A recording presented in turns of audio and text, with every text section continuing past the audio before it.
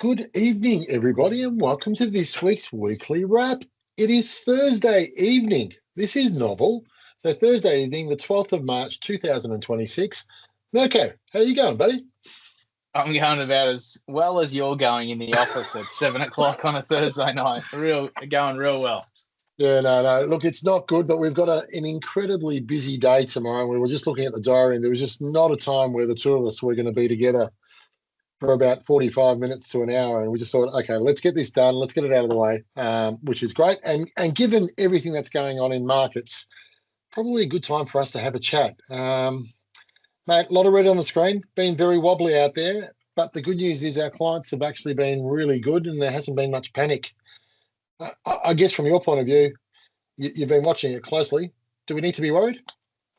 Look, the saying "this time is different" is always it's always different, isn't it, Luke? But one thing that's for sure is that we can control what we can control, and we certainly can't control the uncontrollables. And I think that what we've done historically, and I must say what we've done well is over the years we've actually been able to put clients in a position where they know that there's volatility. They're looking at all the headlines and they know it doesn't sound good, but they look back at the portfolio and say, at least I know I've got that buffer in there. I know what's going on. I know why I'm structured the way I am. And as unpleasant as it is, it doesn't railroad anything and, derail people's plans. And I think that's the important part of the way we sort of run money.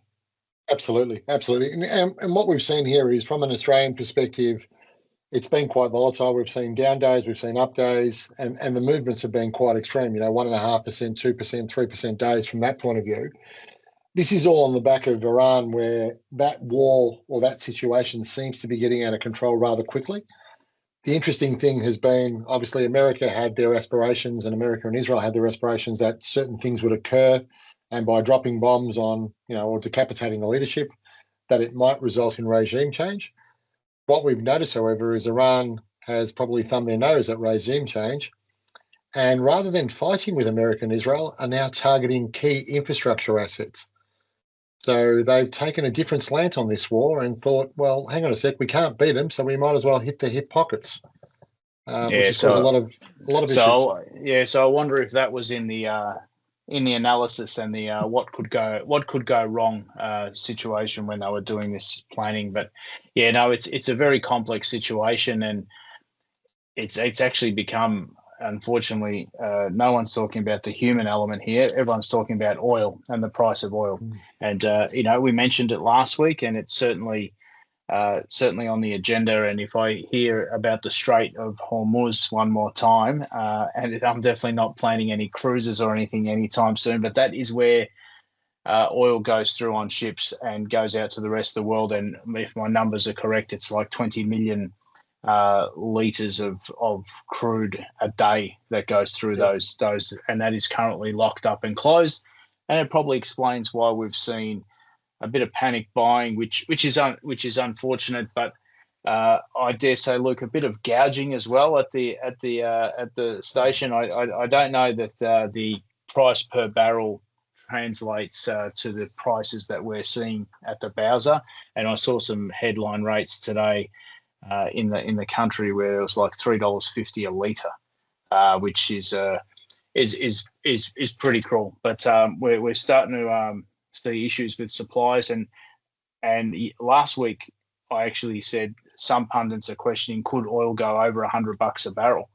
Well, it actually got to about $120 odd, and even overnight, Donald Trump said he was going to release some emergency, 400 million litres of crude, and the oil price came down, went straight below 90, but it went from 90 to 95. And I just had a look now.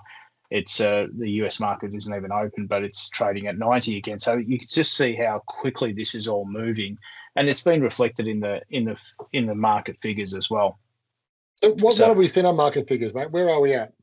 Yeah, so if we look at what's happened in the markets, so US has only had 3 days of trading, Monday, Tuesday, Wednesday. Yeah, the Nasdaq's actually up 1.5%. So the tech sector, which got pretty belted up over the last couple of weeks over that AI trade, and the like has actually been in the green.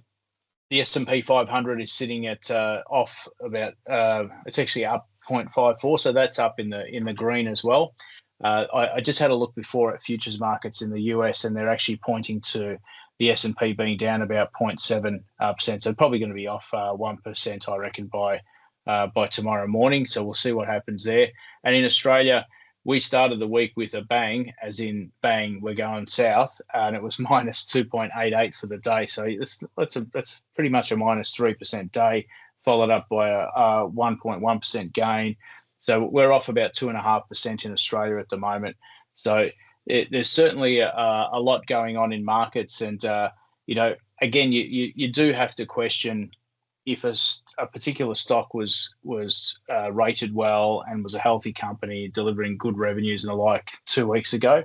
Not much has really changed in that space, particularly if they're not impacted by oil and the like, But as we know, when the tide moves, everything starts moving with it. Absolutely. And I think, look, and this is kudos to our clients as well. Like the phones haven't been ringing off the hook because people are worried about markets, which has been great. And clearly, our clients have heeded the message. Get the mandate right, focus on the quality investments that we do focus on, and ensuring that we're properly diversified. And as long as you've built those parts of your portfolio well, you're well structured to withstand these sorts of situations. In saying this, much of this situation, I guess, for most people was avoidable. And that's probably the frustrating bit, I guess, at this moment in time. The interesting thing with Iran focusing on infrastructure assets rather than people, that's probably a good thing in the sense that, obviously, well, not probably a good thing, that's definitely a good thing because we're talking about human capital.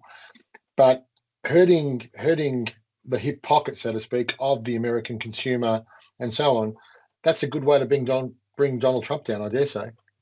Yeah, look at, and that could be the unsticking, if you like, if that's a word, unsticking of Donald Trump's strategy here, because once people start feeling it at the hip pocket, and let's remember that the US uses plenty of fuel, and the people are already hurting and screaming, and particularly in their agricultural sector, I'm not going to say they're paying exorbitant rates for their fuels, but they're actually paying Australian-like prices. I did some comparisons overnight, of course. and that they would be screaming absolute murder paying at those rates, because they never do. They'll be feeling the pinch there. So, remember, there's midterm elections coming up in November. That's not that far away. They'll want to have some sort of resolution before that.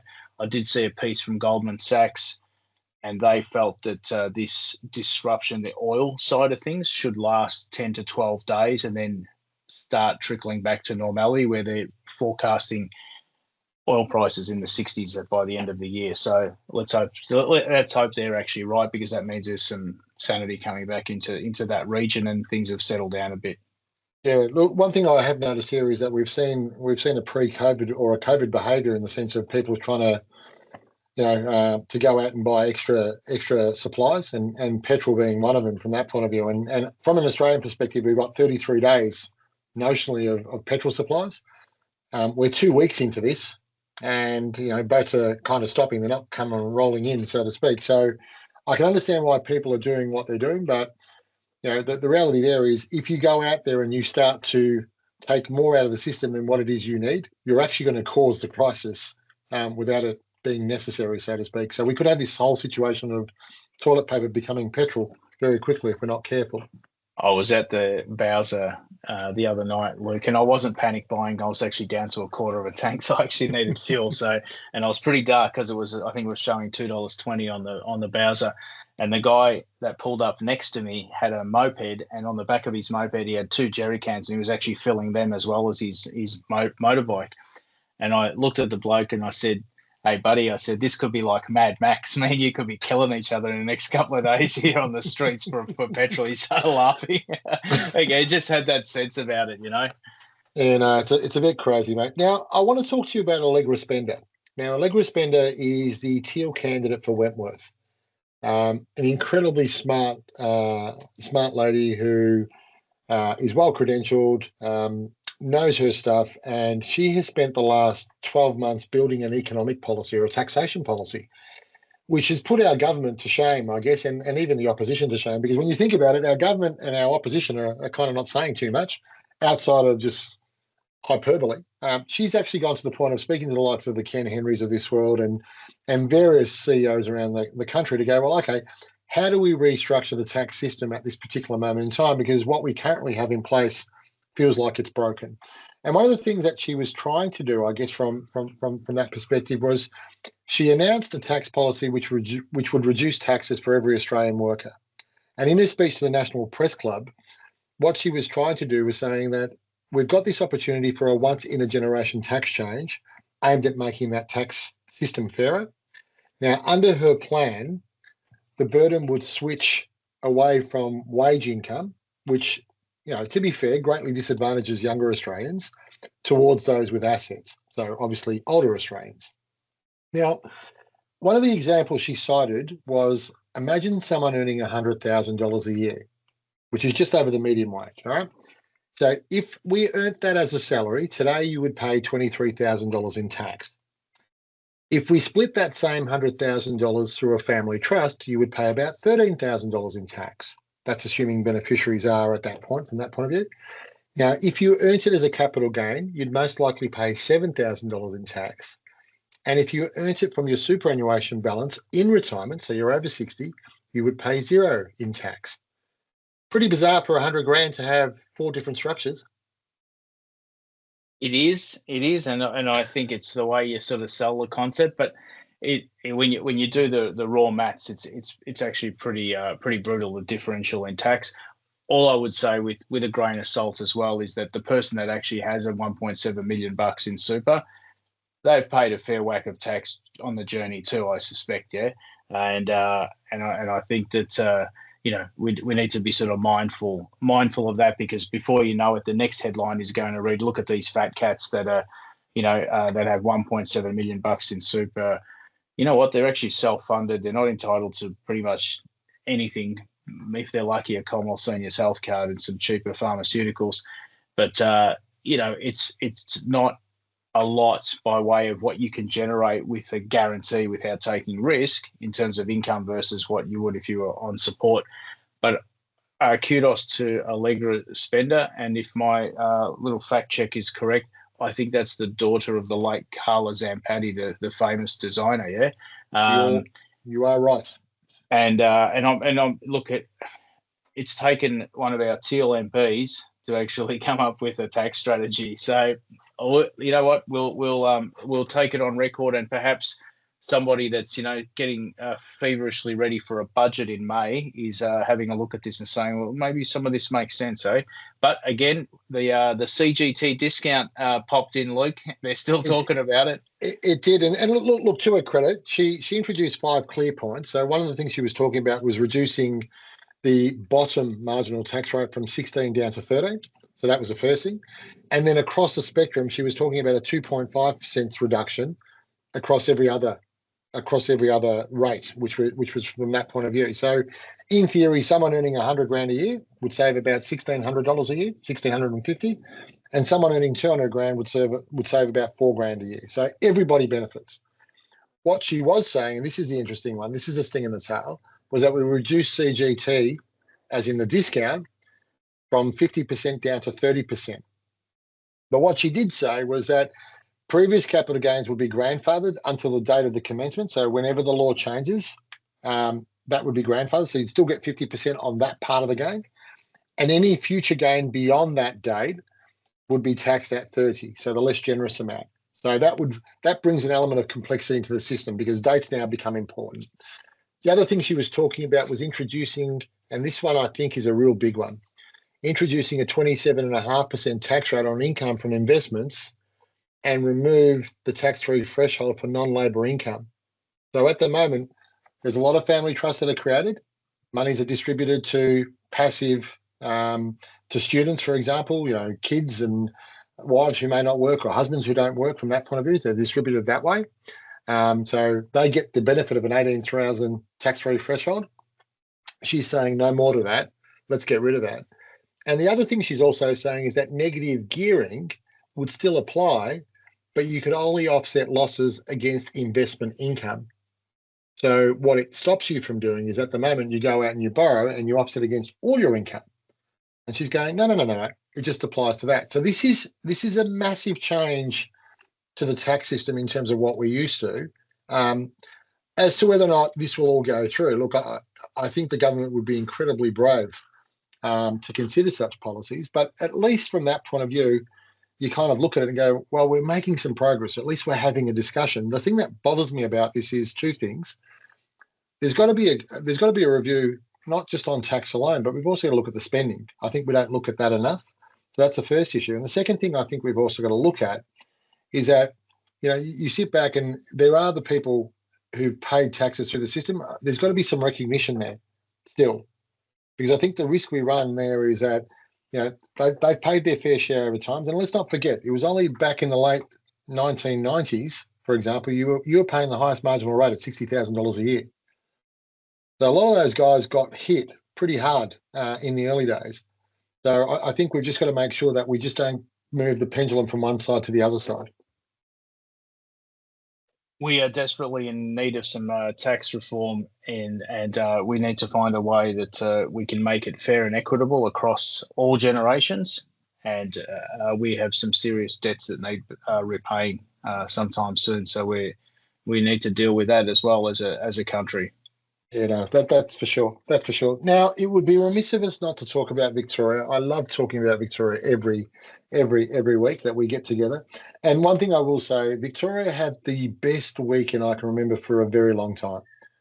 So what started off with Carlton losing, which was fantastic, then went into the races on a Saturday. We had a Grand Prix, which was fantastic. We had Moomba on Monday.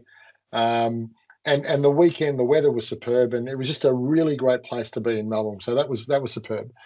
But the Allen government, as part of the thought bubble, has come up with this concept now where if you're selling a property and you were buying a property, it's usually the purchaser or the wanting person who was looking to purchase, they would go out and perhaps get a building report. So the risk sat on them. The Allen government is now looking to change that, where they're saying that everyone who's looking to sell a property would actually have to produce that building report in advance. And they would need to do that and then provide that as part of the Section 32, which would promote greater transparency and so on, which I think is a novel idea, but it now adds an extra cost to the selling process. And I guess the other question that I'm probably hypothesizing in my own head is, how do we know that that report is true? A bit like the roadworthy on the old second-hand Commodore that you're buying, Luke, when it's presented and you're hoping that someone didn't do someone a favour and actually sign off that everything was right. I do feel that this is probably not, on the list of issues that Victoria's got running right now. This would be lucky to finish in the top 500 for me, I would say, but. Yeah, let's see where they go with that. And they said we're going to try and do everything to avoid these conflicts of interest and the like. But I have my doubts. Yeah. Here's a fun fact for you, Luke. By the way, on Victoria, you know that in 5 days' time we were supposed to have the opening of the Commonwealth Games in Victoria. Oh, that's right too. That's right. That would have been fantastic. And I think Ballarat was supposed to have a new stadium and all sorts of stuff was going to happen. But I think we dusted, $600 million to get out of it? Nice one. Yeah, we dusted a lot. And so the $600 million there, the $1 billion that we dusted on the tunnel project. So, we've dusted a bit of cash. But, look, it's easy to dust money when it isn't yours, I suppose. When you're not writing the check, it's very easy, isn't it? Yeah, no, I'm hearing you, mate. I'm hearing you.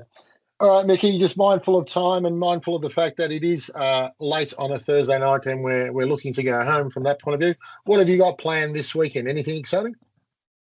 Pretty cruisy weekend. Last weekend proved to be quite busy, so I think I'll be relaxing. What about you, mate? Mate, I've got a similar weekend. I think it's going to be a quiet weekend. We had a lovely weekend on the long weekend, which was nice. Might have to pop into my dad's place, actually. He came over and did the hedges today at my place and did a cracking job. So I dare say there's going to have to be a bottle of whiskey to say, thank you, Dad. You're a super bloke, as always. And perhaps my address so that he can pop around my place and actually, sort out the hedges. He's a good man. He did suggest that he's more than happy to do it, but he said something about you putting on a barbecue. So I'm going to leave that in your court. Perfect. All right, Mickey, thank you for joining me as always. To our wonderful clients out there, I know it's a little bit early this week, but have a wonderful, wonderful weekend this weekend. The Bombers are playing tomorrow night, so with a bit of luck, they might actually win a game or play a decent quarter with a bit of luck. To all our staff, as always, thank you for all the work that you do. They've been incredibly fantastic and doing a lot of hard work behind the scenes, so we appreciate them. And to everybody out there, take care, all the very best, and we'll see you next week. Cheers, guys. Bye-bye.